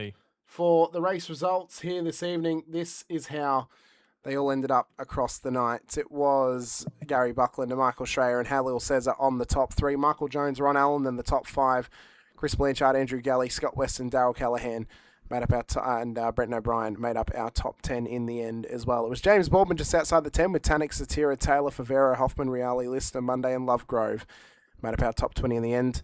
Tonight, Brett O'Brien, the most positions gained, 31 spots. Most laps led went to Gary Buckland, so he'll get a bonus point for that. And Stevie Kikoshi gets the fastest lap of the race in the end as well. But it's another great race. I appreciate the the dedication, Brett, taking the broadcasting stuff with you to Yeah. Bathurst How good to is call the race tonight in as good of a quality as we possibly could. Obviously from Mount Panorama for yourself, and exciting times for next week when we head out to the next round of the season when we go out to Road Atlanta, of course. Is it time to play the song? I'll tell you when it's time to play the song, Brett. Don't worry, I'll tell you. All right, I will tell you, don't worry. But as I said, next week we head out to Michelin Tyre Raceway, Road Atlanta, for the next round of season 27. You guys don't want to miss it. Myself, Hamish Munro Brett Fisher, alongside. Big thank you, of course, to all the series sponsors: Racekraft Simulations, Logitech G, Parramatta Isuzu Ute, Player One SimGin, Nova Sim Sports, Project Fade, Streetwear, LGC Images, and M1 Used Cars for Driver of the Day Award. Tonight it went the way of our race winner, Gary Buckland, and next week it could possibly go to you. If you're watching on the V8 Veterans channel or the Infinity Broadcasting channel, be sure to hit the like button, the subscribe, the bell icon as well for both channels to help support all the action throughout the Vets, of course. Split 3, Split 2 and Split 4 action live here over the weekend for the V8 Veterans action. I believe Split 4 is happening on Monday evening, so you guys don't want to miss that. You go Sports SimSpeed TV as well to catch the live Split 1 action on the Thursday evenings. And if you subscribe to the Infinity Broadcasting, you help support us with Highside Motorsports on Monday mornings at what will now be 10:50 a.m. Or 9:50 a.m., heading into their new season in a couple of weeks' time as well. Big thank you to everyone there for joining us here tonight out at Road America, and we appreciate your time once again. But for myself, Hamish Munro Brett Fisher, thank you so much. Until next time, stay safe, drive hard, and as always, bye for now. Oh, cool. Here we go. Road America.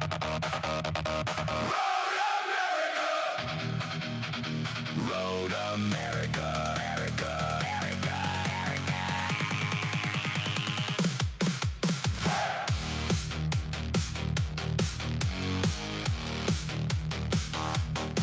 Road America wakes, split 2 on the rise. 31 laps, fire in their eyes. Bathurst crown 5, now the chase resets. New week, new war, no time for regrets. Long straight scream, engines bite. Brake markers blur in the fading light. Hold your nerve, keep it clean. This is where you prove your machine. Road America, feel that thunder. Split 2 charges, tear it asunder. Full send, no fear, no backing down. This week's the week to take that crown.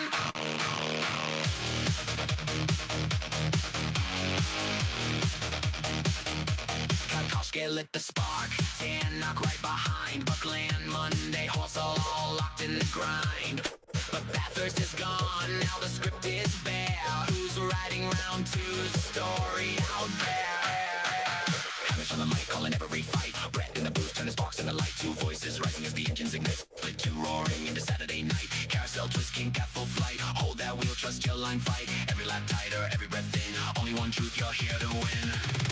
Road America, engines roar. Split 2 warriors, back for more. 31 laps, unleash that fire. New week, new battle, same desire. Road America. Road America. Good night, everyone. Happy Easter. Headlights screaming, tires bleeding, virtual cubes, the motor's breathing. Engine thunder from down under, piston fire, turners under. Put your name in lights. Oh, with the Vets tonight, it's a 1,000 decibel supercar fight.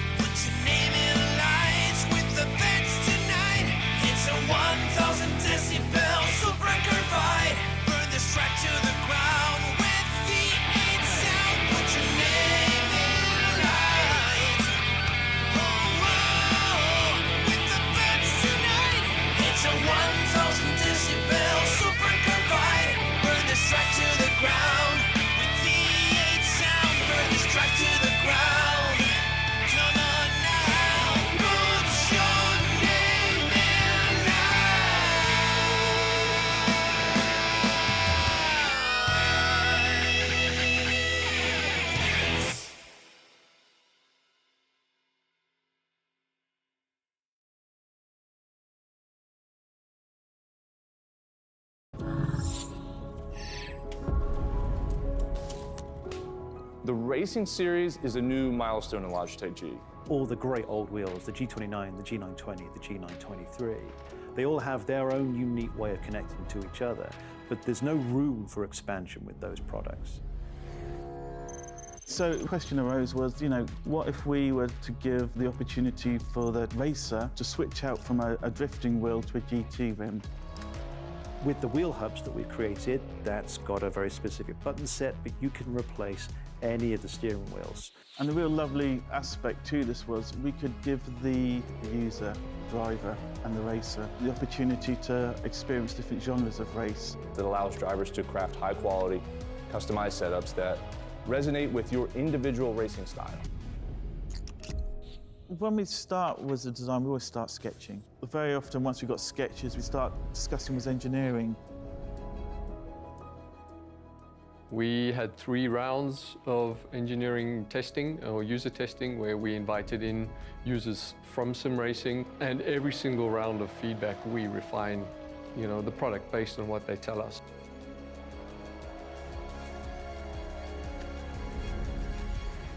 In this sim racing lab, again, we're going to use data to really analyze what a driver needs. We've used everything from eye tracking to the inputs from the pedals, the inputs from the, let's just say, input devices, the wheel and the pedals, the shifter. We're taking that and we're compiling it so that we can build different products based on those individuals' needs for all consumers and all drivers. I don't know of anyone else in the industry that's actually doing this kind of research into their products to see how their products are affecting performance of their users. We've built the product to make sure that it's as reliable as possible. So the innovations in engineering that I'd say we're most proud of is the sequential handbrake and shifter toolless changeover. This is now a patented system, so it's really easy for the user to just switch between modes. If you give people the tools to do what they want, they will. They will just go off and have fun.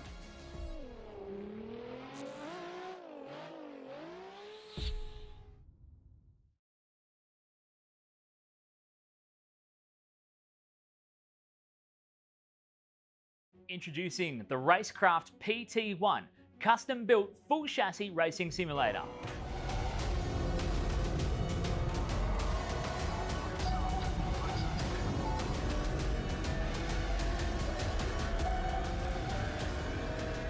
The design project, codenamed The Cage, an 80/40 extrusion chassis sitting on top of a Sigma Integrale DK2 Plus 4-point full motion actuator system.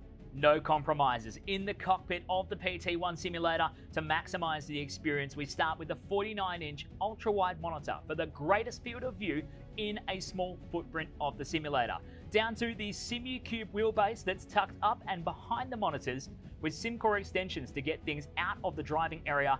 Everything is connected to a Cube Controls GTX steering wheel with the built-in dash and all the extra button functions available at your fingertips.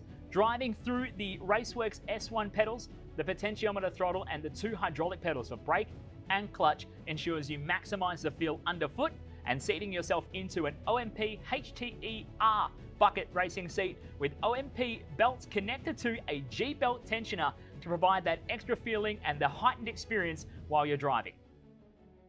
Additional interfaces and accessories in the PT1, we have twin butt kickers, one on either side of the OMP seat, as well as a Jinx sequential shifter, the SimPush Race Logic timer to the left-hand side, a Racecraft built-in WinSim kit with Philips Hue lighting and a built-in soundbar, plus the OMP side net to finish off the experience in the PT1. The Racecraft PT1, build number 1, the ultimate in sim racing experience, combining the best products in the market with the passionate, no compromise approach that goes beyond racing simulation.